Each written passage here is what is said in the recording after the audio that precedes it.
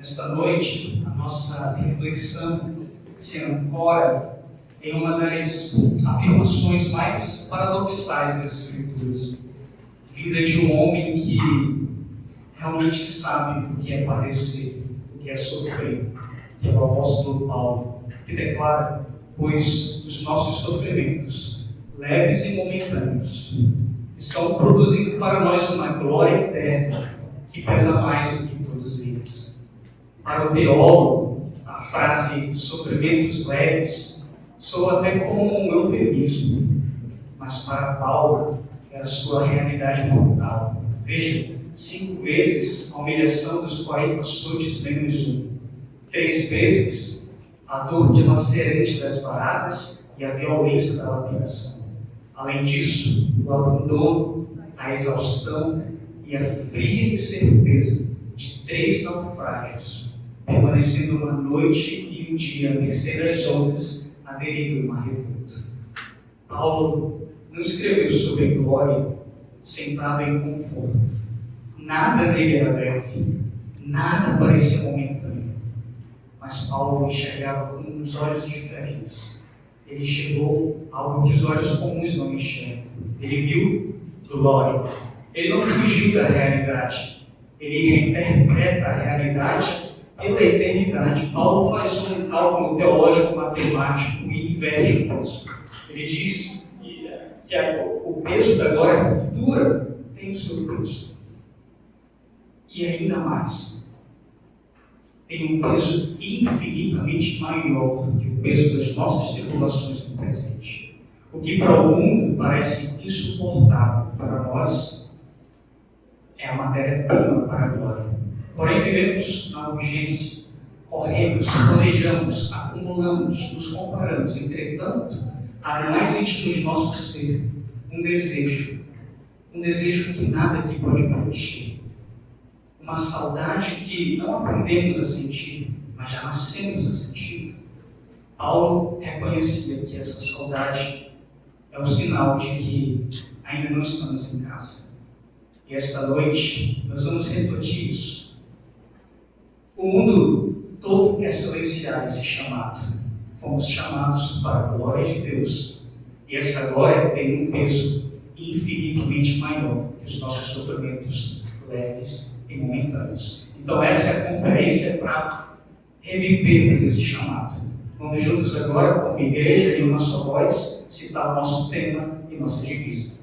1, 2, 3. O peso da glória, pois os nossos sofrimentos, leves e momentâneos, estão produzindo para nós uma glória eterna que pesa mais do que todos eles. 2 Coríntios 4:17. Vamos ficar agora com a reflexão do nosso jogral. O peso da glória, o anseio escondido, a saudade do eterno. Existe um anseio secreto um vazio que as migalhas do mundo não preenchem. Nascemos com um desejo que não tem correspondência terrestre, uma fome que o pão daqui não sacia. O beijo da glória começa no vazio da alma. Somos, como disse Lewis, crianças brincando com lama, quando um feriado no mar nos espera. É a saudade de um lar que nunca vi, a memória de uma beleza que não se manifestou. Como a costa anseia pelas correntes das águas, a nossa alma anseia por ti, ó Deus. Ansiamos por algo que não conseguimos nomear, mas que a Bíblia chama de glória. Não é fama humana, não é aplauso de lugares, é o ser visto, conhecido e amado por Deus. É o desejo mais profundo, a aprovação divina, o eterno tu. Muito bem, servo bom e fiel. Esse desejo é a prova. Não pertencemos a este mundo. Somos feitos para outro. Toda criatura geme, e nós também gememos, ansiando pela redenção, pela manifestação dos filhos de Deus. A glória que transforma, o processo da santidade. A glória é só destino, um prêmio no futuro longínquo.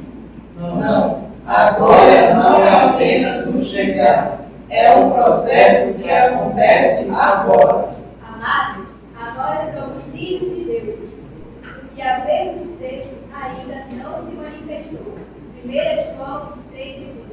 Mas sabemos isto: quando ele se manifestar, seremos semelhantes a ele.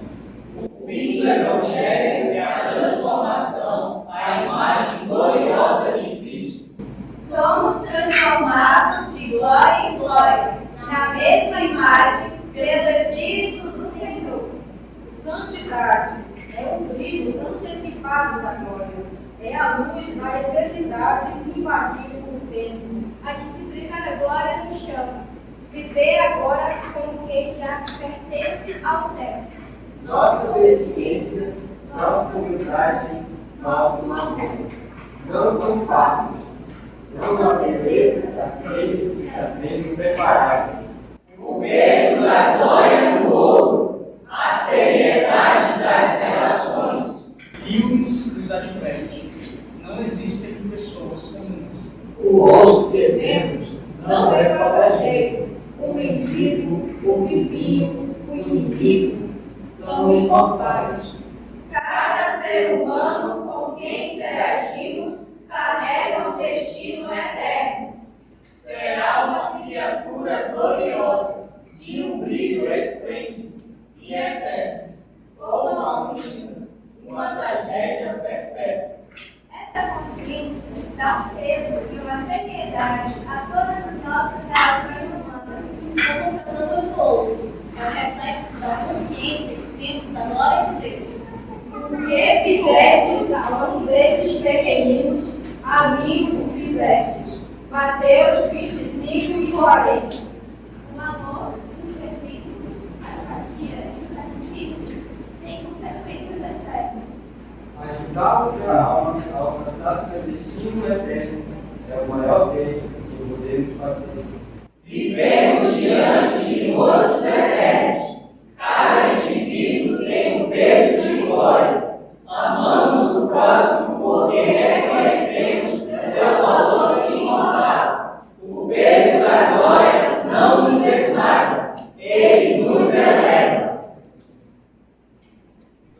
Muito bem, agora eu convido a toda a igreja, nós vamos ficar de pé e juntos vamos cantar o nosso cântico hino oficial, Nossa Pátria.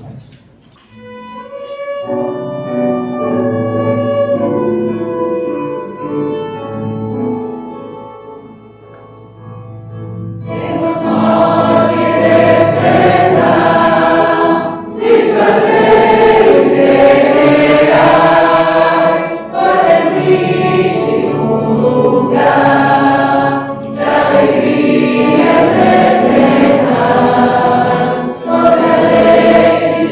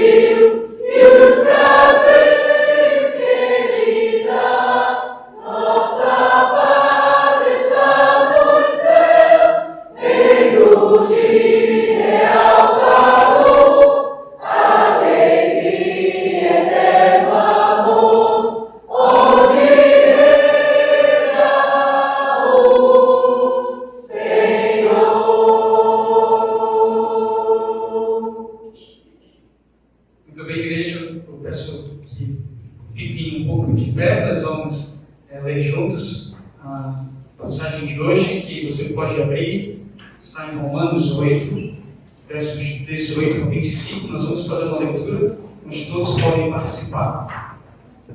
Romanos 8, versos de 18 a 25. Para ficarmos em uma só versão, a igreja pode ler no telão uma única versão. A maioria tem revista atualizada, não, né? Alguém não tem revista atualizada? Sabe? Vamos lá. Porque para mim tenho por certo que os sofrimentos do tempo presente, não podem ser comparados com a glória a ser revelada em nós. A mente expectativa da criação aguarda a revelação dos filhos de Deus. Pois a criação está sujeita à vaidade, não voluntariamente, mas por causa daquele que a sujeitou. A esperança de que a própria criação será redimida do cativeiro da corrupção, para a liberdade da glória dos filhos de Deus. Porque sabemos que toda a criação, a um só tempo, geme e suporta angústias até agora. E não somente ela, mas também nós, que temos as primícias do Espírito, igualmente gememos em nosso íntimo, aguardando a adoção de filhos, a redenção do nosso corpo. Porque na esperança fomos salvos. Ora, esperança que se vê não é esperança, pois o que alguém vê, como espera? Mas se esperamos o que não vemos, com paciência o aguardamos. Senhor nosso Deus, obrigada, Pai, pela oportunidade de estarmos aqui para, em conjunto, Senhor, louvarmos o Teu nome. Obrigada pela porção lida da Tua palavra, que ela possa não somente, Senhor, ser ouvida, mas ser aprendida, ser meditada e ser, Senhor, vivida por nós a cada dia. Nos ajuda em todo o tempo, em nome do Senhor Jesus Cristo. Amém. Amém. Pode sentar, vamos cantar aqui. Sim.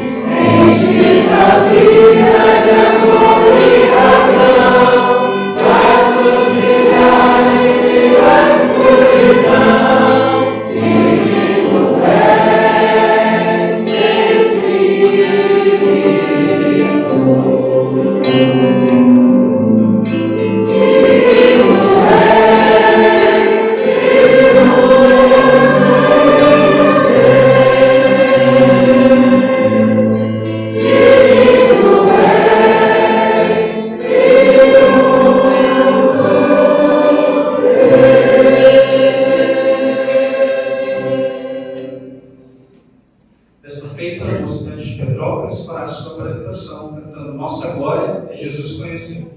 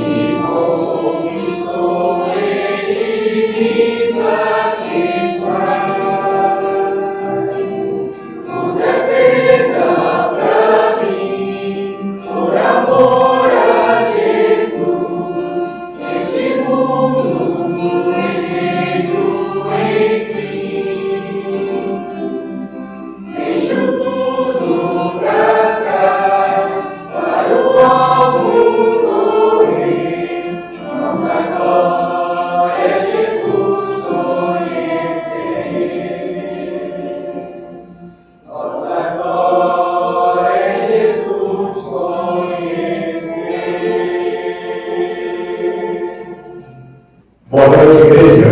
Boa noite. É uma grande alegria que a Igreja Batista Regular Shalom recebe todos os irmãos, amigos e aqueles que nos visitam.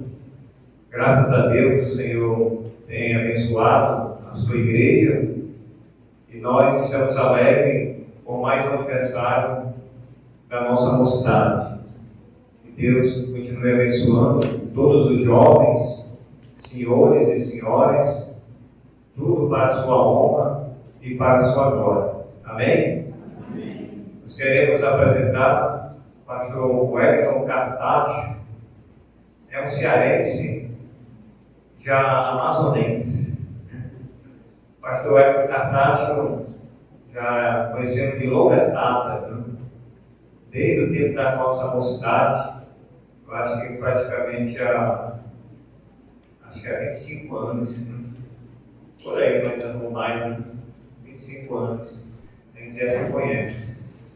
E o pastor Wellington já está quantos anos na Igreja da Graça? 18. Só 18 anos. Ele está há 18 anos pastoreando a Igreja da Graça. E nós queremos agradecer o pastor, a sua digníssima esposa, a irmã Rosinha. Fique em pé, Rosinha. Pastor Wellington, depois já fica em pé mesmo na frente. Essa é a esposa do pastor Wellington. Pode sentar. Eles têm 3 filhos, né? Só que não vieram nenhum. Deve ter uma programação, com certeza. Não vieram, né? Mas tem o Natan, tem a Betinha, a Elizabeth, e tem o Raniel. Então, vou convidar o pastor para chegar aqui para nos trazer a mensagem, um assunto muito interessante. Eu peço a reverência de todos, para não tirar a atenção do pregador. Você só vai se levantar se for extremo, para ir no banheiro. Né? Então, não aguente aí, para a gente ouvir a mensagem do Senhor, tá bom? Pastor Hélio, para falar. Quer falar um pouco mais sobre o ministério? Compartilha.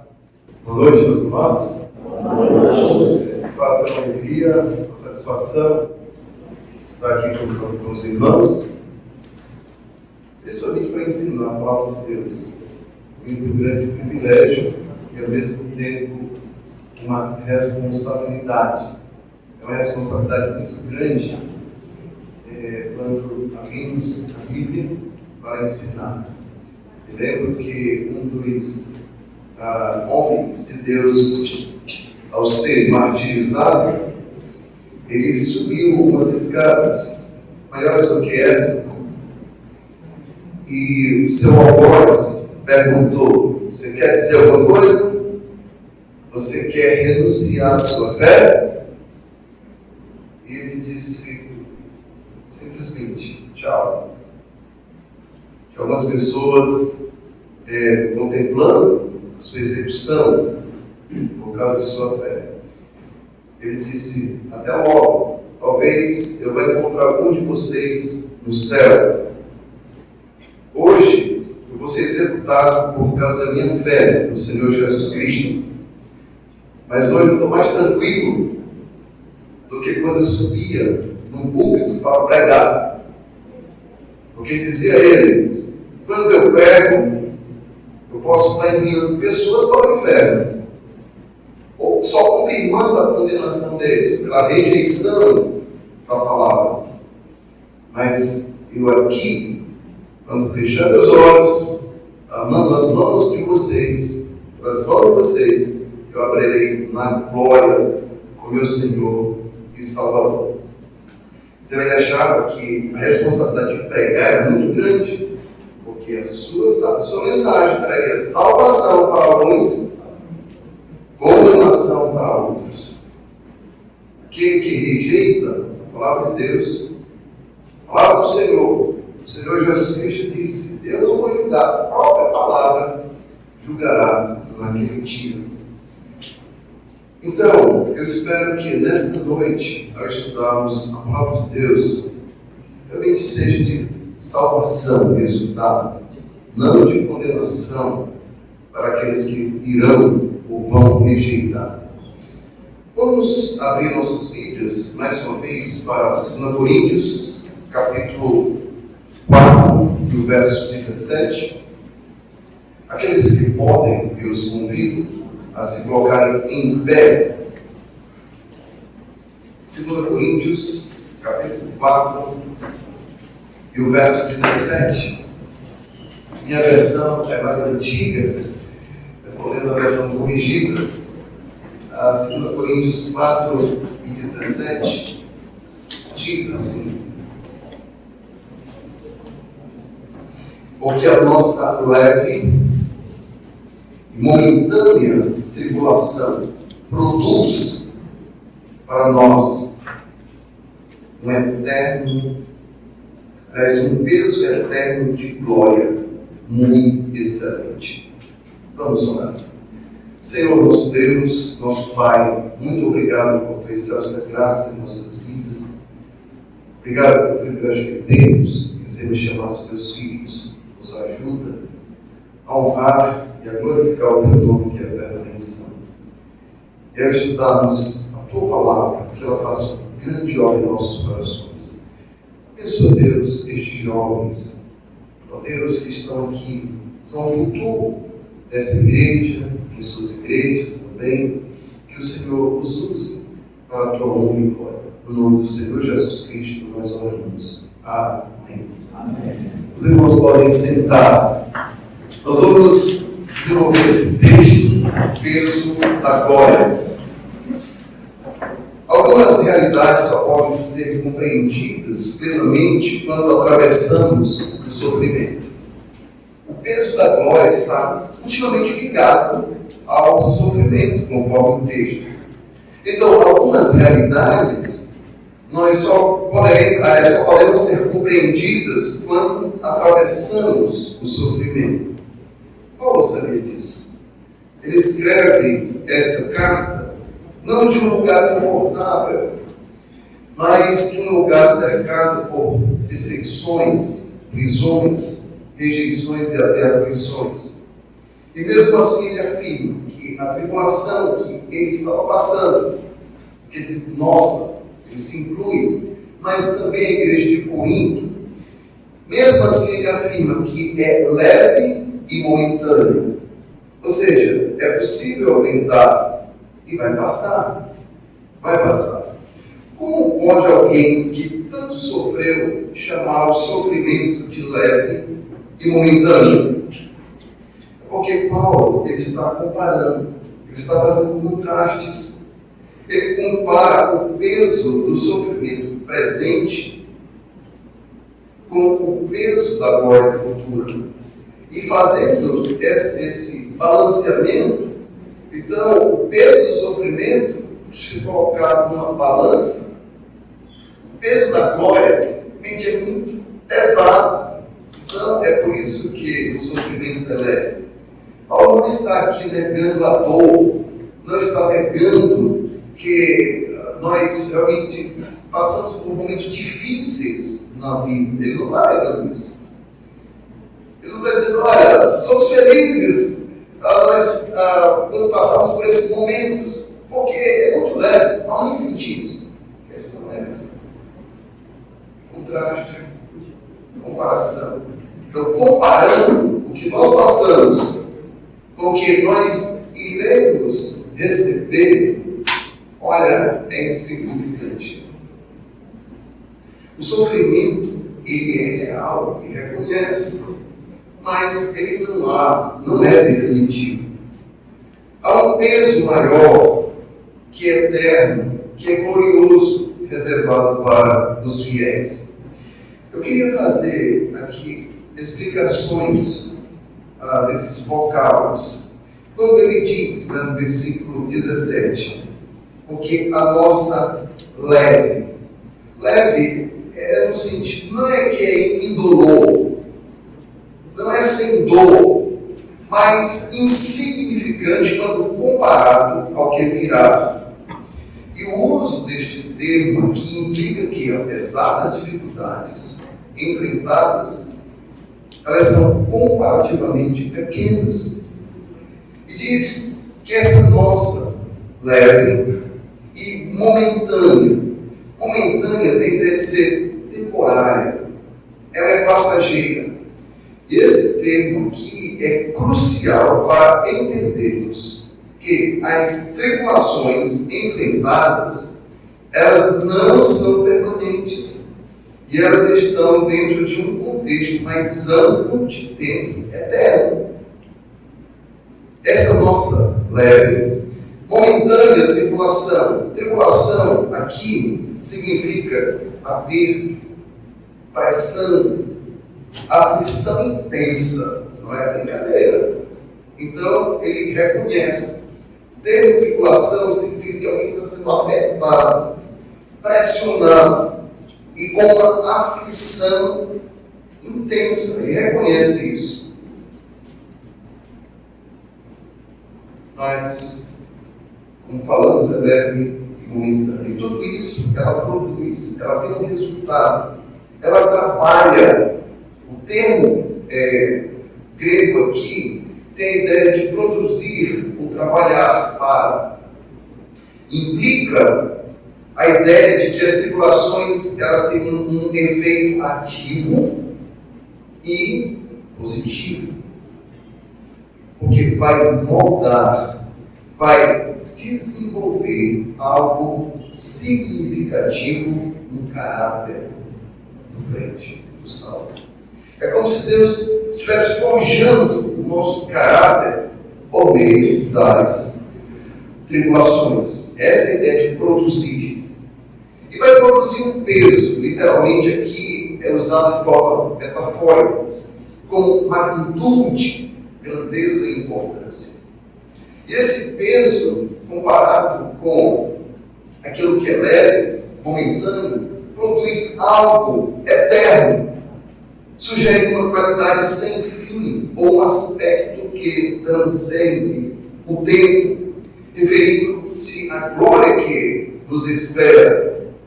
O termo destaca a promessa de uma recompensa que Deus nos dará. E essa recompensa, ela é duradoura, imutável, não vai mudar. E esse peso eterno é glorioso. A palavra aqui usada, boxa, significa manifestação visível do caráter, presença e majestade divina. Refere-se ao esplendor, à majestade de Deus, que será revelada em sua plenitude a nós, os salvos. Essa é a razão pela qual as tribulações são consideradas leves quando são comparadas com essa glória que nos espera. E é muito excelente. Aqui o termo significa, é o superlativo, significando infinitivamente superior.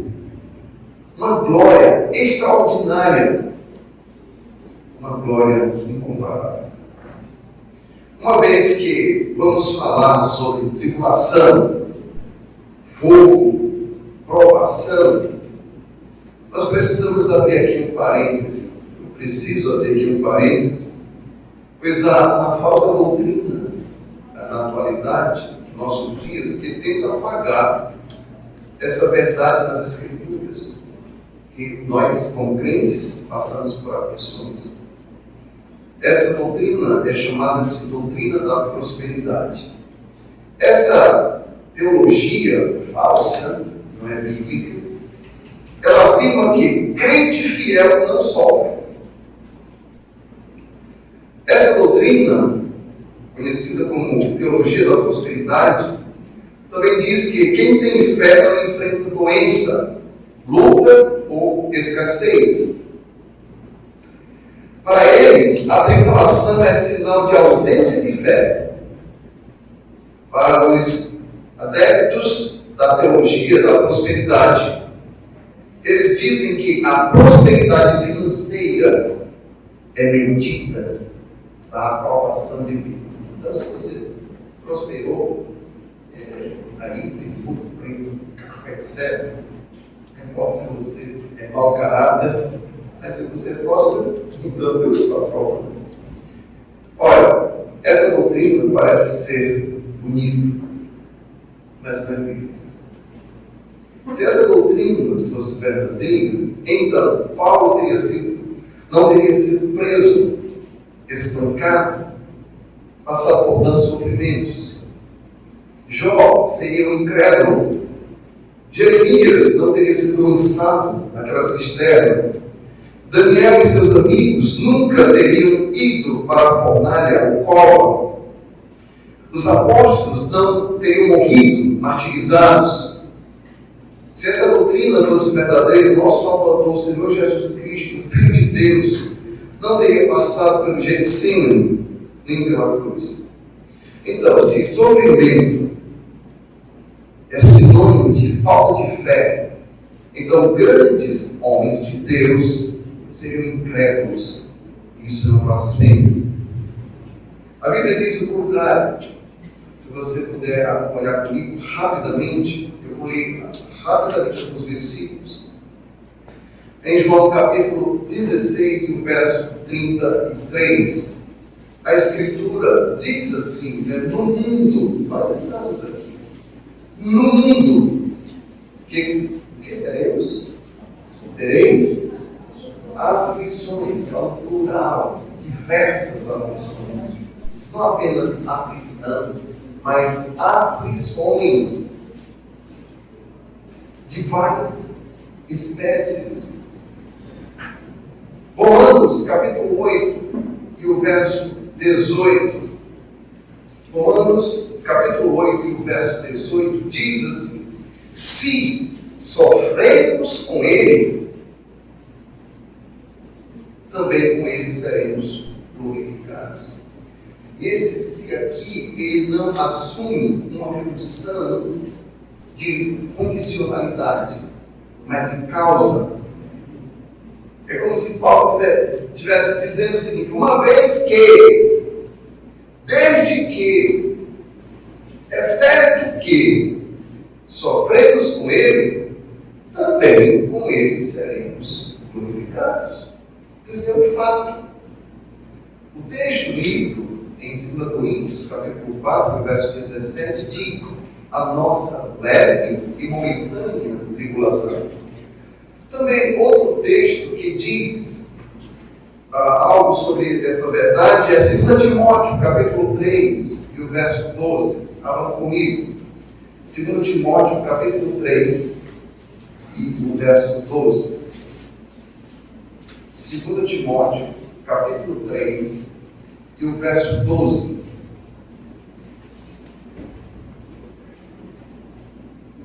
A Escritura assim nos diz: e também todos os que piamente querem viver em Cristo Jesus. Estou vendo muitos jovens e adolescentes.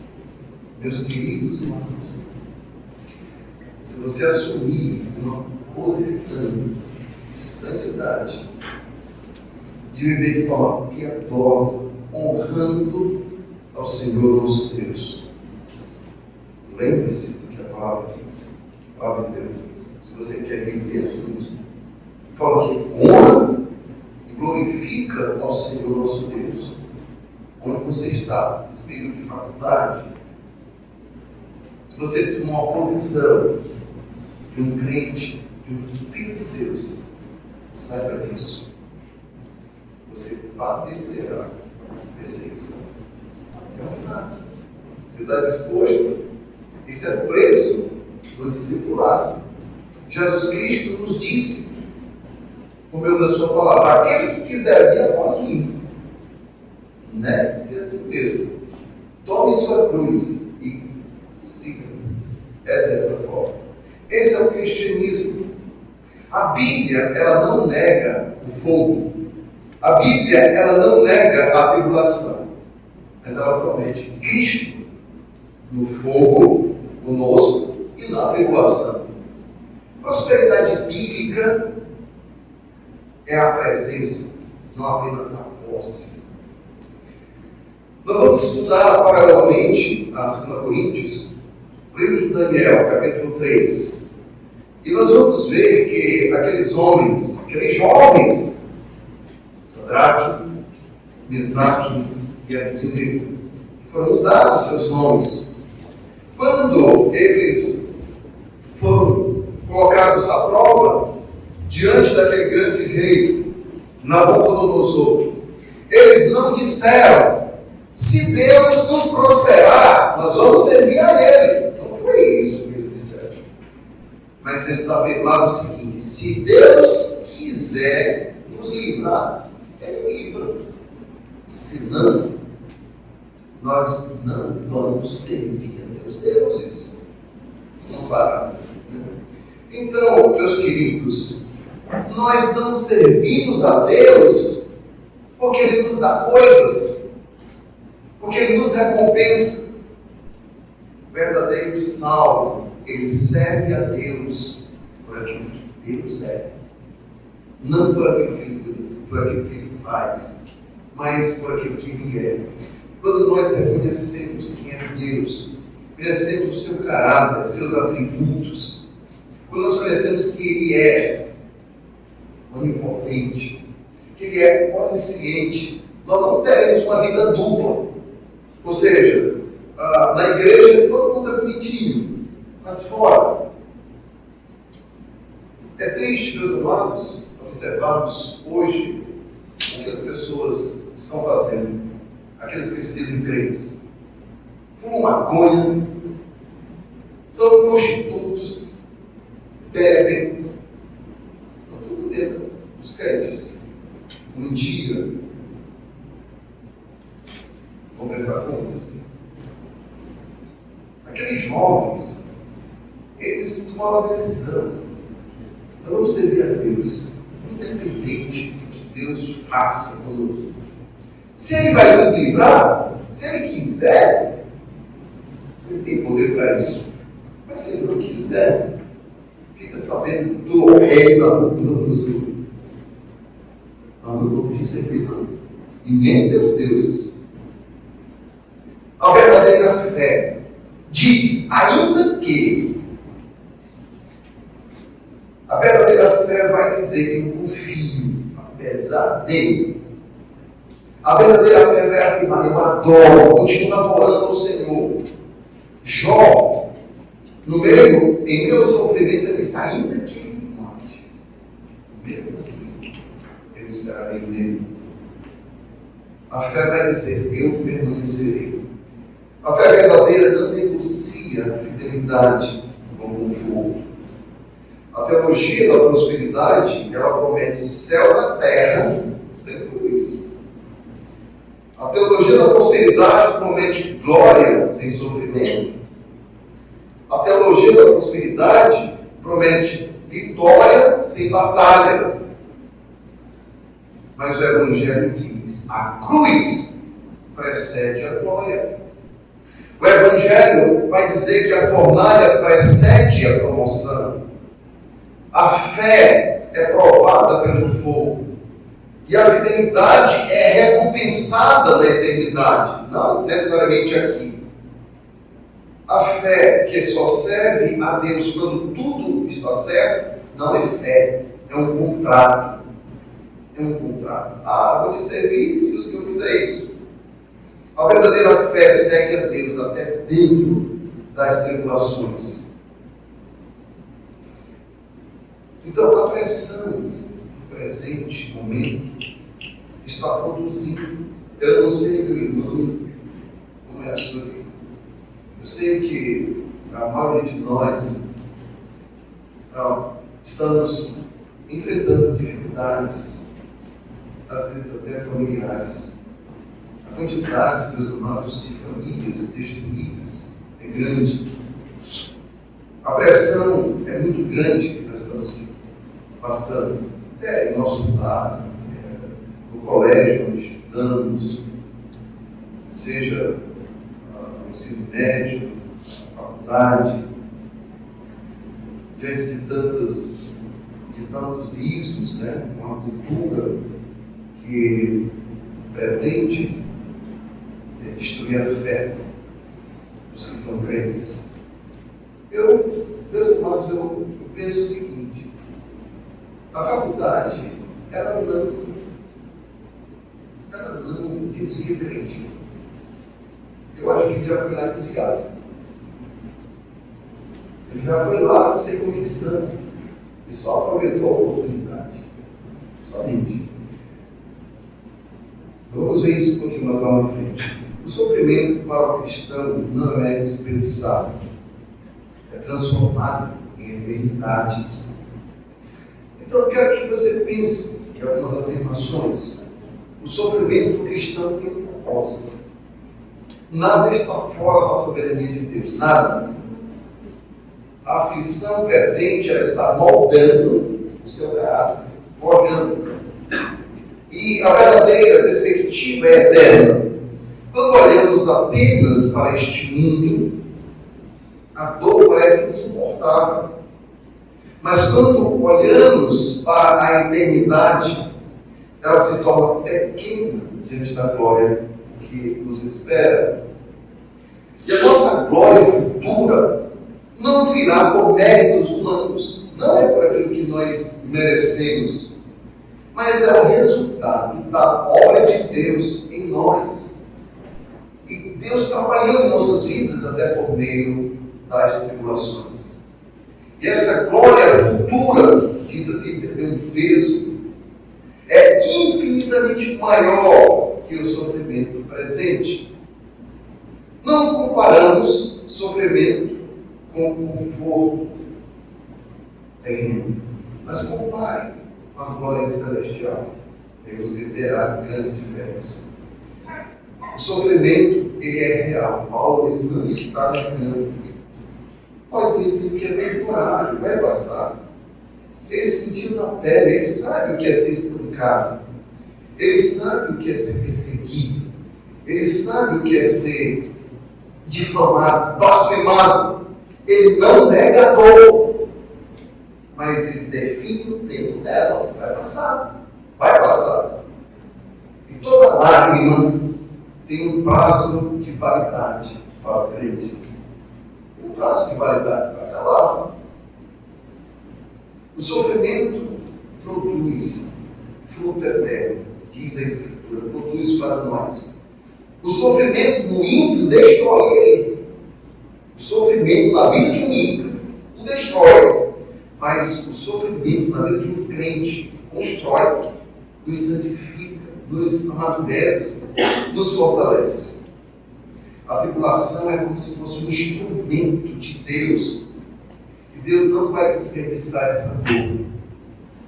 E quando nós pensamos no porvir, a eternidade supera qualquer sofrimento. A glória, ela é eterna, enquanto o sofrimento é momentâneo. Quando chegarmos na glória, nós vamos dizer, valeu a pena. Valeu a pena. Valeu a pena. A glória não apenas vence, mas esmaga e faz desaparecer o peso da dor. Todas as lágrimas, todas as pressões, todas as lutas estão produzindo, estão operando, estão contribuindo para algo eterno. E nós não andamos por vistas, mas andamos pela fé. Não vivemos simplesmente aqui no agora, mas pela eternidade. Diz a Escritura, no Salmo 30, e o verso 5, eu posso fazer aqui uma aplicação. O finalzinho do verso 5 diz: o choro pode durar uma noite. Ou seja, o choro não é para sempre. Eu me lembro quando, pela graça de Deus, eu conheci o Senhor. Eu me lembrei das noites acordadas. Talvez você jovem não sabe o que é isso. Mas eu já passei por 50. E naquele tempo, como o pastor Paulo falou, eu vim do Ceará, né? Um lugar bem difícil. Mas era uma coisa terrível, era quase que todo adolescente tinha dor de dente, né? Aí você nem sabe o que é isso. Graças a Deus, viu? Mas essa turma aí que naquele tempo hoje eu tinha todos os cuidados. Você pensa uma coisa terrível. Você passar, te acordar com a dor de dente terrível. Parece que aquela dor de dente não tem fim. Mas, quando chegar de manhã, dá um sujeito dele, o dentista lá na época. Meus irmãos, tempo difícil ver aquele. Chegar no posto, aquela fila imensa. Mas a fila aí, tem que chegar com uma agulha, abre logo aí. Era em pé mesmo, aplicava uma, depois no outro, depois chamava. No meio da minha época era assim. Mas vocês estão em outro momento, graças a Deus, né? No meu caso, uma noite sem dormir. Uma noite realmente. Às vezes, nós passamos noites terríveis, parece que não tem fim. Elas passam. A Bíblia tem fim, promessa. A alegria vem pela manhã. Talvez, meu querido e amado irmão, você esteja atravessando uma noite aí, noite longa. Essa noite termina. Amanhã vai acontecer. Vai acontecer. Eu vim fazer um estudo paralelo aqui em 2 Coríntios com Daniel capítulo 3. Daniel capítulo 3.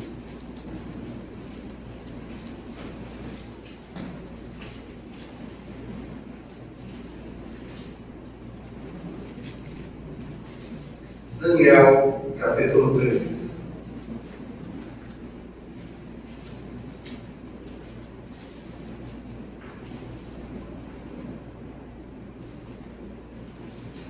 Aqui conta a história desses três jovens, Ananias, Misael e Azarias. Depois que seus nomes foram mudados para Sadraque, Mesaque e Abednego. Então, diz a Escritura no capítulo 3 o seguinte: e o rei Nabucodonosor fez uma estátua de ouro, cuja altura era de 60 côvados. Para você entender o côvado, pense, geralmente eles chamavam aqui, dessa parte até aqui. Então, aproximadamente aí entre 45 a 50 centímetros. 1 metro. Tá? nosso referencial. Então, imagine que uma estátua com 60 côvados, daria quantos metros nessa comparação? 30 metros. Aí um prédio de aproximadamente quantos andares? Talvez 8 andares. Estátua imensa. E a sua largura de 6 côvados. Então você pega desse pé, porque era só 3 metros. 3 por quanto? 30. 3 por 30. Levantou-a no campo de Dura, na província de Babilônia. Então o rei Nabucodonosor mandou reunir os príncipes, os prefeitos, etc. Né? Para que viesse, finalzinho, a consagração da estátua que o rei Nabucodonosor tinha levantado. Então se reuniram os príncipes, os prefeitos, verso 3, e versículo 3, no finalzinho, estavam em pé diante da imagem que Nabucodonosor tinha levantado. E o arauto pregou em alta voz: ordena-se a vós, ó povos, nações e línguas, quando ouvirdes o som da trombeta, da flauta, da harpa, etc. Finalzinho do versículo 5 diz: e adorareis a estátua de ouro que o rei Nabucodonosor tem levantado. E qualquer que não se prostrar e não adorar, verso 6, será lançado na mesma hora, será na mesma hora lançado dentro da fornalha de fogo ardente. Portanto, ele está dizendo, quando vocês ouvirem o som dos instrumentos, no mesmo instante em que todos os povos ouviram o som da trombeta, da flauta, da harpa, da sambuca, do saltério e de toda espécie de música, prostraram-se todos os povos, nações e línguas, e adoravam a estátua de ouro que o rei Nabucodonosor tinha levantado. Então, isso era uma regra, era uma lei. Imagine, meus amados, nesse tempo que a Babilônia era considerada o império mais poderoso do mundo. Nabucodonosor era o homem mais importante do mundo de então. Ele deu uma ordem. E todas as pessoas tinham que obedecer aquela ordem. Se não obedecesse, qual era o castigo? Fornalha de fogo. Verso 8. Por isso, no mesmo instante, chegaram perto alguns caldeus e acusaram os judeus. Versículo 9. Responderam, dizendo: ao rei Nabucodonosor, vive, ó rei, vive eternamente. Tu, ó reis, fizeste um decreto pelo qual todo homem que ouvisse o som da trombeta, da flauta, da harpa, da sambuca, do saltério e da gaita de foles, e de toda espécie de música, se prostrasse e adorasse a imagem de ouro. E qualquer que não se prostrasse e adorasse seria lançado dentro da fornalha de fogo ardente.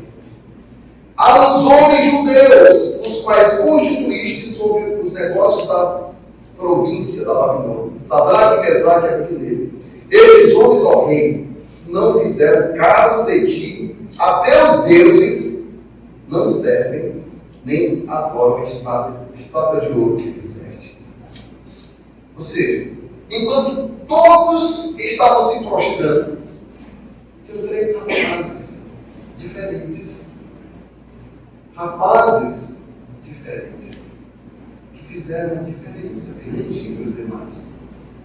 E eu faço uma pergunta: quanto tempo você leva para se ajoelhar e adorar mais?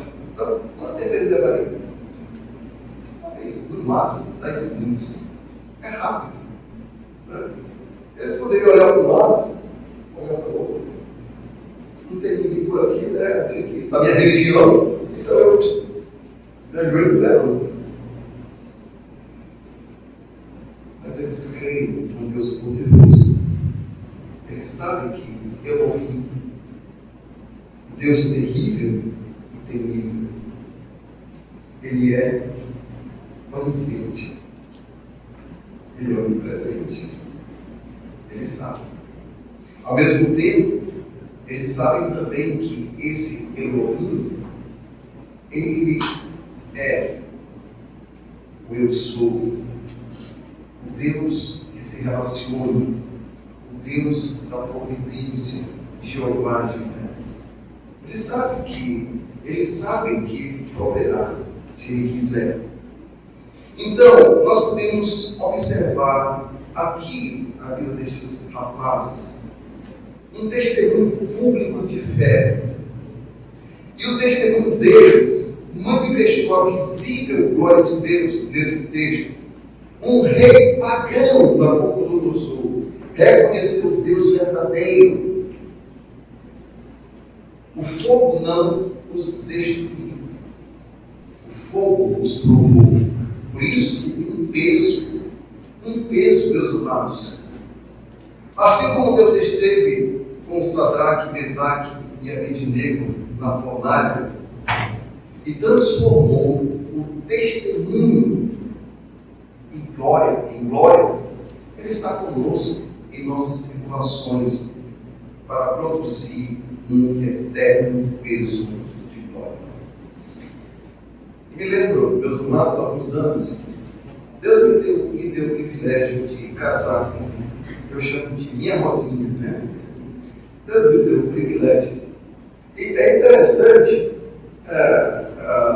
que fazendo algo, você sabia que essa rua aqui, na frente da Shalom, ela é muito significativa para mim. Sabe por quê? Eu cheguei em Manaus em 1989. Vi ali, naquele canto ali, não tem um galpão grande, era uma metalúrgica. Em 1989 eu trabalhei ali. Eu tinha 16 anos de idade. 16 anos. E bem aqui na frente, para o meu cunhado. Ele está aqui, Flávio, né? E eu tive o privilégio de casar com o Rosinho, imagino, né? Uma família de quantos irmãos? Homens, meu cunhado? 10, 12? Não só de homens. Aqui tem bem 10, né? 8 homens. Ele era o primogênito do mais velho. Foi bem interessante que, quando eu conheci a Rosinha, ela era já órfã de pai e mãe, né? Perto de 18 anos, mais ou menos. E a saúde da Rosinha naquele tempo não era muito boa. Sabe o que eu fiz? Eu disse: Rosa, casa comigo, eu cuido de você. Ela topou. Mas ela disse: olha, eu não tenho mais pai, não tenho mais mãe. Tem que pedir meu irmão. Eu cheguei bem nessa casa, bem na frente mesmo. Enfrentar o irmão da Rosa. Eu disse: não, eu vou casar com a sua irmã. Eu vou cuidar dela. Por que eu estou contando isso? Isso faz mais do que 32 anos atrás. 32 anos. E nós nos casaram em 1994. De 93 para 94. Casamos em 95. Depois que eu tinha feito essa promessa para a Rosa, que ia cuidar dela, realmente eu passei por uma situação muito difícil mesmo. Eu trabalhava no distrito, na época, eu trabalhava na área de contabilidade, e o meu patrão, juntamente com o chefe, o responsável pela contabilidade, que eu era apenas um inferior, eles elaboraram um plano para desviar, na época, $600 mil do governo. Imagina se fosse hoje. O dólar está aproximadamente quanto? É 5? Não, só coloquei $600 mil vezes 5. Daria quantos milhões? 3 milhões de reais. E eu não podia fazer aquilo. Não podia. Eu não podia concordar, porque na época o chefe da contabilidade era aquele contador antigo. Ele sabia fazer tudo no papel. Mas naquele tempo eu já tinha habilidade, né, na informática. Quem ia fazer tudo seria eu. E ele disse: não vou fazer. Eu disse: Rosinha, você disse, eu vou perder o emprego, mas minha promessa continua de pé. Eu vou cuidar de você, não desprezando um gari, mas posso trabalhar na rua, alguma coisa assim, não te preocupes não. Promessa cumprida, vai ser cumprida. Irmãos, eu nunca trabalhei, essa palavra nunca é muito forte, mas eu posso dizer, eu me lembro, vou de salvo, que eu li a Bíblia em tempo de trabalho. Eu entendia que o seguinte, fui contratado. Então, no meu período de trabalho, o que eu deveria fazer? Trabalhar. Tinha que honrar. Nunca li, não me lembro, né? É muito forte assim, nunca, né? Mas, naquele dia eu sabia que eu ia ser demitido. Cheguei, arrumei minhas coisas, e as pessoas sabiam que eu ia ser demitido mesmo. Eu abri minha Bíblia no livro de Neemias e comecei a ler. Porque é o momento de não me chamar e não me demitir. Já tinha acertado com Rosinha, tudo, Rosinha, vou dar com você, vou procurar outro emprego. Vou voltar a soldar, alguma coisa assim, né? Mas sabe, meus amados, eu comecei a ler Neemias. Quando chegou no versículo 10, quando Neemias orando, ele diz assim: dá-me mercê perante este homem. Não estou dizendo, este homem. Quando eu terminei de ler, dá-me mercê perante este homem, o dono da empresa que abre a sala de cultura, eu acabei na frente. Ele disse: me acompanhe. E aí, eu acompanhei ele, ele sentei para começar. Que negócio é esse que você não vai fazer o que nós devemos fazer? Nossa, eu não disse que eu era membro na época da igreja de Lagoa Verde. Nem falei em igreja. Eu disse assim: Jesus Cristo me salvou. Sou filho dele. Ele não é digno que eu faça isso. Sabe o que eu disse? Conversa essa, pastor. Não lembra que eu tenho traje aqui? Porque ele saiu daqui, eu fui trabalhar lá como estagiário. Ele não era crente, adolescente. Você era aqui, você chegou aqui estagiário, tu chegava atrasado, tu faltava, isso é verdade. Mas eu me converti. Eu não sou mais aquele adolescente que chegava atrasado, que faltava. Quando foi que eu fiz isso? Que Deus me silenciou. Eu não tinha mais do que me acusar. E aí que eu estava tão convicto. Ele disse: rapaz, faz o seguinte, eu fui coroinha, tu faz e depois me pede perdão, Deus te perdoa, assim. Não vou brincar com Deus, não. Eu disse para ele, eu disse assim: olha, você viu, quando eu cheguei, no seu Chico, eu estava dentro da minha vida. Eu não costumo fazer isso.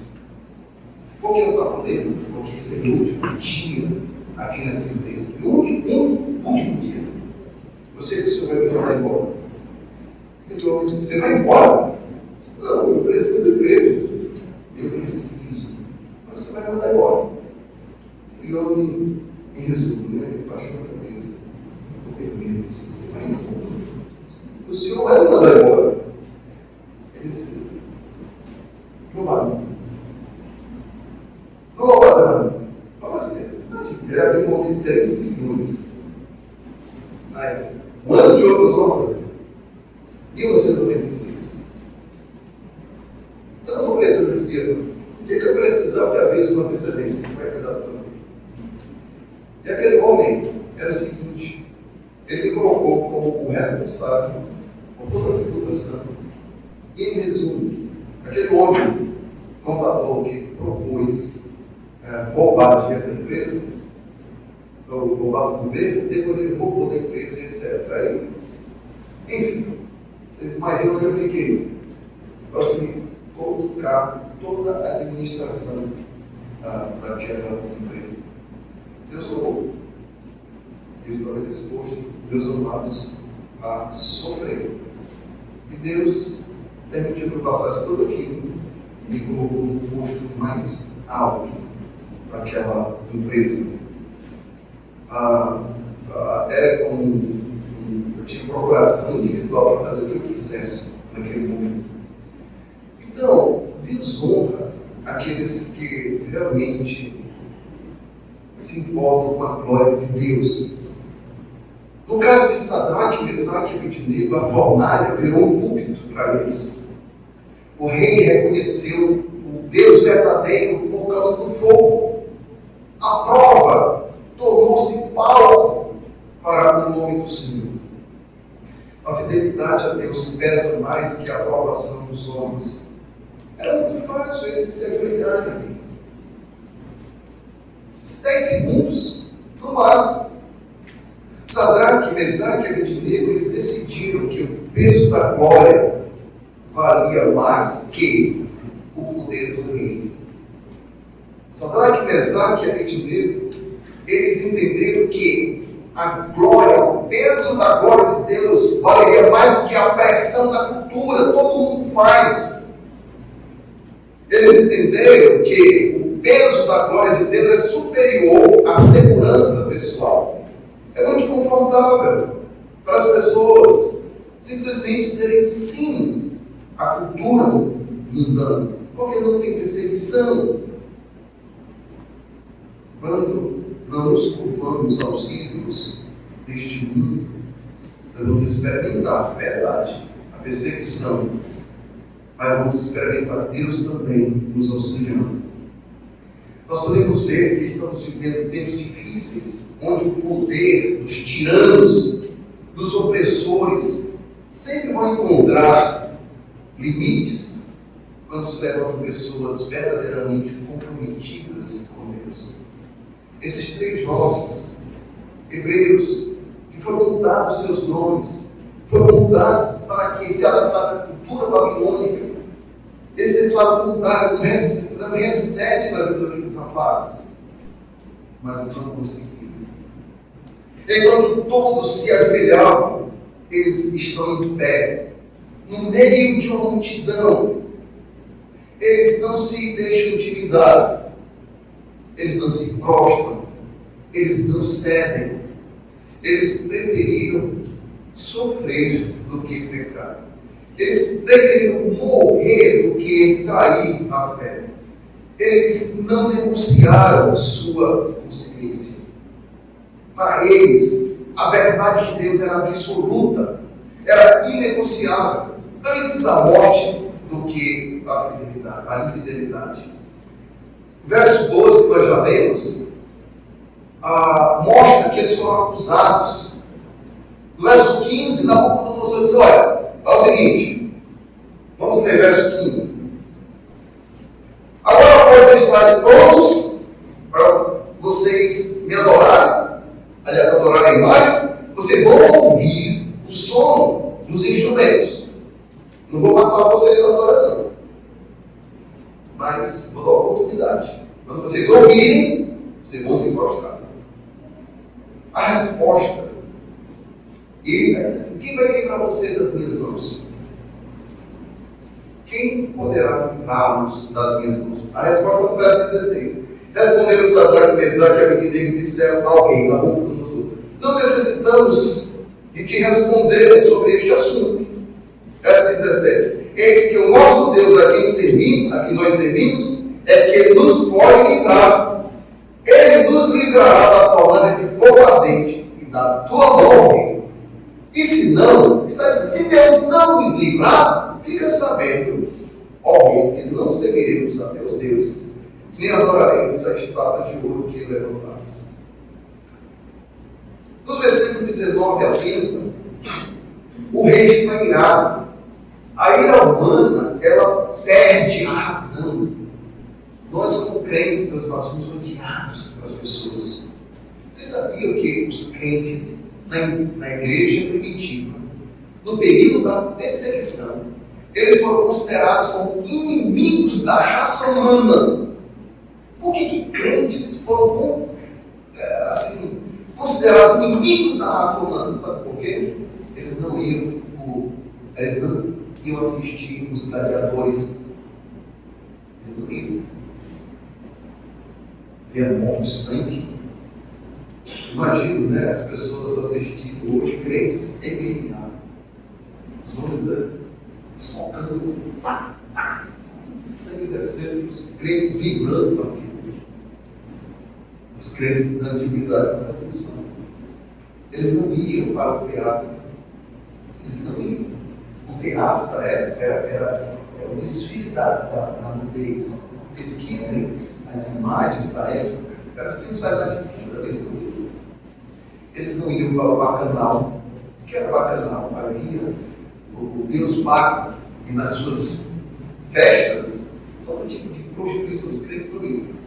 Então eles foram considerados inimigos da raça humana porque eles não participavam desses prazeres transitórios.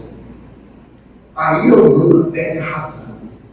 Nabucodonosor manda que a fornalha ficasse sobremaneira acesa e os jovens seriam amarrados e lançados dentro dessa fornalha. Mas a Bíblia diz que eles foram livres na fornalha. Eu quero fazer aqui algumas aplicações. Seja qual for o preço, a fidelidade de Deus ou a Deus não se negocia. Estes jovens compreenderam que agradar a Deus vale mais do que preservar a sua própria vida. Eles não se deixaram moldar pelo ambiente. Eles não se intimidaram diante de uma unanimidade. Eles eram os únicos que ficaram em pé. Eles não aceitaram se flexibilizar. Não eram filhos do sistema. Eram servos de Eliú, o Deus Altíssimo. Entenderam que a fidelidade não é moeda de troca com Deus. Não é. Jovens, cuidado. Eu olho para dentro de vocês, fico pensando, vocês estão vivendo um momento muito difícil. Imagina, é dito o seguinte, que uma criança, até os 10 anos, ela diz assim, papai e mamãe sabem tudo. Aí o menino vai crescendo, perto dos 12 anos, está na escola, vê o menino com umas certas liberdades, e aí querem liberdades e o pai diz não. Aí ele diz, papai e mamãe sabem de muita coisa. O tempo vai passando, perto dos 13, 14, 15 anos, aí ele chega à conclusão, olha, papai e mamãe sabem de pouca coisa. O tempo vai passando, 16, 17, 18. Aí ele chega com aquela descobertas, alguém estolado na cereja do morro. Aí eles fazem uma descoberta terrível. Ele diz, papai e mamãe sabem nada do mundo. Onde eles vão precisar tomar decisões mais importantes em relação ao casamento, com que eles vão viver. Eles vão tomar uma decisão importante, onde eles vão trabalhar. E aí, quando eles dizem, papai e mamãe não sabem nada, eles não se importam com ninguém. E aí eles sentam de cabeça deste mundo. Tem um preço. Toda a vida está toda arruinada, toda arrebentada, que era uns 30 anos. Aí ele está sem expectativa, não estudou, não tem uma família.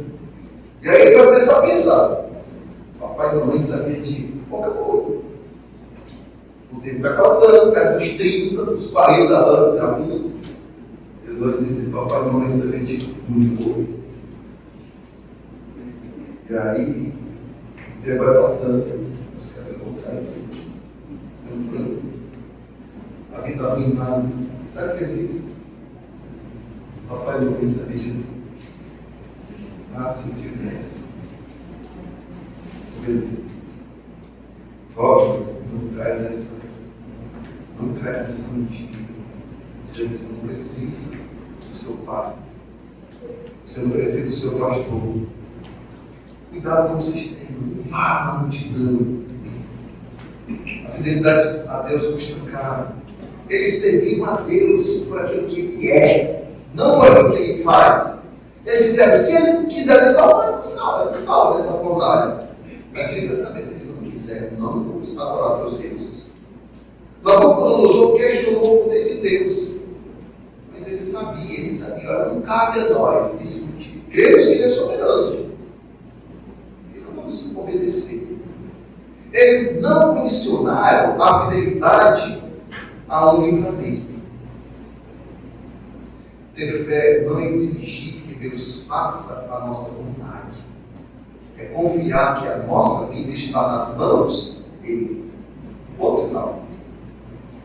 Outra lição: Deus sempre nos livra. Aliás, Deus nem sempre nos livra da fornalha. Ele nos livra da fornalha. Deus não nos livra das tribulações. Deus nos livra das tribulações. Paulo, argumentando aos Romanos, ele diz: quem nos separará do amor de Cristo? Aí ele fala: é a tribulação? Ele faz perguntas retóricas, que necessariamente exigem uma única resposta. Quem vai nos separar do amor de Cristo? Tribulação? Não. A angústia? Não. O perigo, a fome, a espada. Isso como está escrito, por onde fomos entregues à morte de Adão. Fomos considerados como ovelhas para o matadouro. Em todas estas coisas, não é fora delas. Em todas estas coisas, nós somos mais do que vencedores. E ele diz: porque eu estou certo de que nem a morte, nem a vida, nem anjo, nem potestade, nem coisa do presente, nem do porvir, nem a altura, nem a profundidade, ou qualquer outra criatura poderá nos separar do amor de Deus que está em Cristo Jesus. O livramento do fogo foi a estratégia de Deus. Ele não prometeu ausência de lutas, mas sua presença na luta. O lugar ardente se torna um lugar mais seguro quando Cristo está dentro. Era seguro, humanamente falando, eles ficarem fora da fornalha. Mas eles estavam mais protegidos na fornalha, porque ali eles experimentaram. Sabe quem é aquele quarto homem que apareceu na fornalha? Jesus Cristo, pré-encarnado, o anjo do Senhor. Ficar de fora da fornalha com Nabucodonosor é confortável, mas fica sem Cristo. Entrar na fornalha com Cristo não tem nem comparação. Você nunca vai estar só. Não há meio termo. A fornalha não destrói o povo de Deus, ela simplesmente refina, ela vai refinar. Vejam o que aconteceu.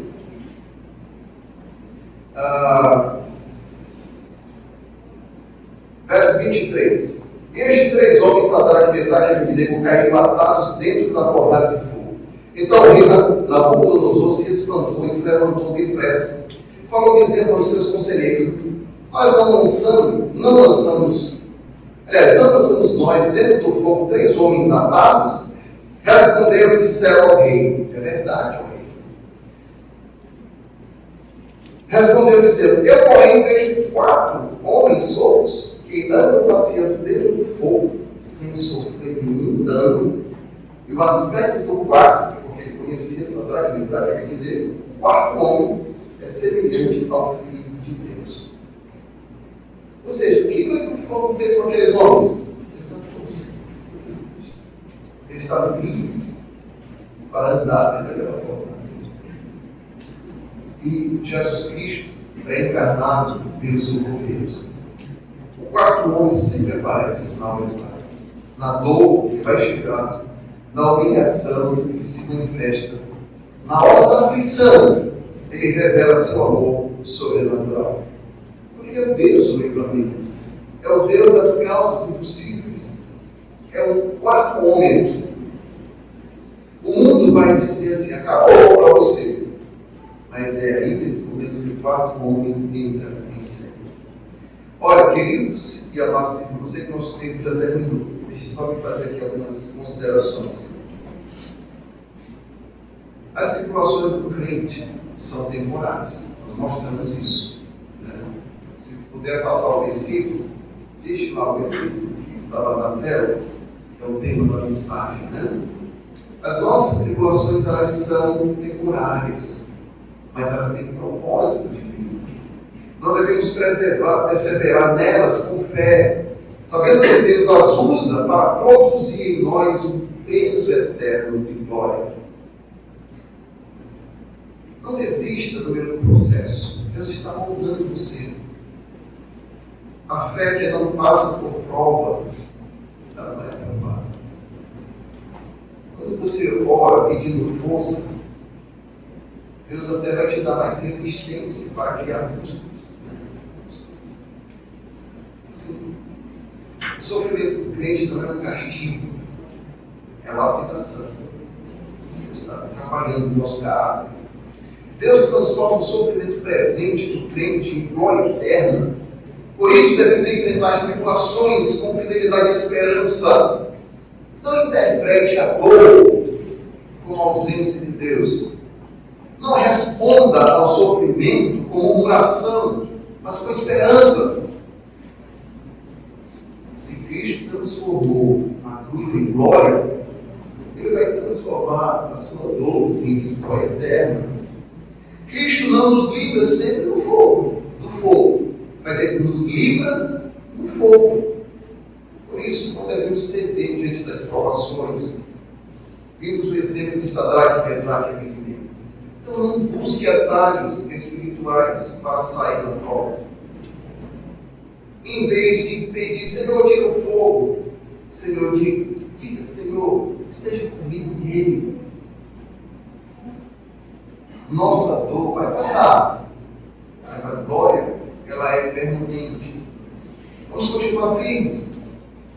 Paulo não está negando a dor, ela é real, mas ela é passageira. Então, pare de interpretar a sua vida pelos olhos presentes, do presente, perdão. As grandes obras de Deus exigem grandes processos. O que Deus está fazendo hoje na sua vida, você pode compreender no futuro, lá na eternidade. O crente não vive para o agora, ele vive para o sempre, a eternidade. A vida cristã não é marcada pela ausência de tribulações, mas pela presença de Cristo nas tribulações com o crente. Então, pare de achar que as dificuldades significam que Deus te abandonou. Jamais Ele vai fazer isso. Avalie a vida cristã não pelo conforto, mas pela comunhão com Cristo. O mundo vai te prometer conforto. Moças, vai parecer aquele rapaz que é bonito, né? Nossa, esse grupo faz isso, né? Parece um anjinho, pode ser um demônio para você. Cuidado. Ele vai te oferecer conforto, mas Cristo lhe promete sua companhia. E a companhia vale mais do que conforto. Julgue sua dor pela eternidade, não pelo calendário. A prova termina, o prêmio permanece. Mude a perspectiva. É verdade que vamos fazer algumas perguntas. Geralmente, quando estamos sofrendo, a primeira pergunta é: por que Deus? Sabia? Mude essa pergunta. Em vez de você perguntar por quê, pergunte para quê. Isso vai te dar uma perspectiva. Para que Deus eu estou passando por essa situação? Fé não é negar o fogo, é interpretar o fogo de forma corretamente. A tribulação não te quebra, ela te prepara. Por isso, meus amados, o peso da glória, comparado com o nosso sofrimento, nosso sofrimento é leve, e nós teremos um peso eterno na glória com o nosso Salvador. Que Deus nos abençoe. Amém? Amém. Olha, Senhor, nosso Deus, nosso Pai, obrigado por essa graça em nossas vidas. Obrigado pelo privilégio que temos em sermos chamados teus filhos. Nos ajuda a honrar e a glorificar o teu nome e a tua bênção. Abençoa, Deus, teu povo, especialmente de jovens. Deus, que o Senhor dirige suas vidas para a tua honra e glória. Em nome de Jesus, nós oramos. Amém.